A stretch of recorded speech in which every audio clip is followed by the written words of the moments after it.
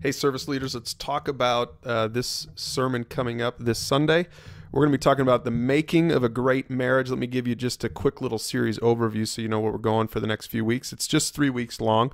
We didn't want to make a marriage series longer than that because we know that not everyone's married. So we're going to try to make sure that we appeal to everybody. It's not just about marriage.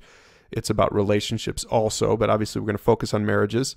And we're going to focus on our 3 marriage principles. You can find those at rednotes.org. And it's great actually for you to know that for follow-up, you can go to the marriage link at our resource website, rednotes.org. There's a 3-week series there, video series there that we use for premarital counseling for couples, small groups.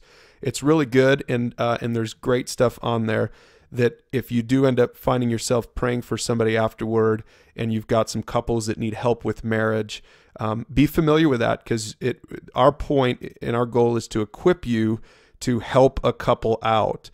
Now, obviously, if they need deeper counseling, you can contact Tracy for that or your campus pastor, and they can help with that.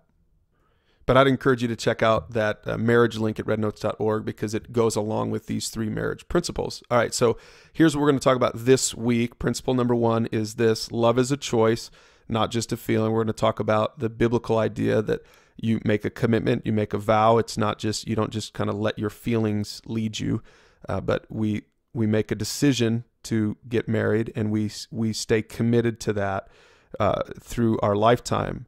We're going to take Ephesians 5 as our primary text, the example of Christ. Here it is here in the NIV. Husbands, love your wives as Christ loved the church and gave himself up for her to make her holy, cleansing her by the washing with water through the word, and to present her to himself as a radiant church without stain or wrinkle or any other blemish, but holy and blameless. I encourage you to read and pray through this passage here in preparation for Sunday, for your close.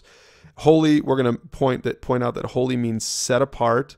So Christ set the church apart from everyone else, which is a pretty awesome thought. And he showed his love by dying for the church. And it's an example for us that we should set our spouse apart from other men, women, from our parents, from our kids, even from ourselves. And so we'll talk about all that stuff on Sunday. Now, let me give you some tips for your close. Just 2 quick tips. Bring it back to Christ. We're obviously going to be really rooted in that passage, and we're going to be talking about the love that Christ has for us. So remember, he chose to love us, and he showed it by dying on the cross. And you might say something like, if you don't know about that, or if you want to be a part of that, if you want to receive him, you can do that today. And then also you can just make a quick little practical note. If you need prayer for your marriage, we'll have leaders up here, pastors and leaders. We'd love to pray with you for your marriage. So those are some good tips. That's what we're doing this week. Again, thanks for listening. We'll see you Sunday.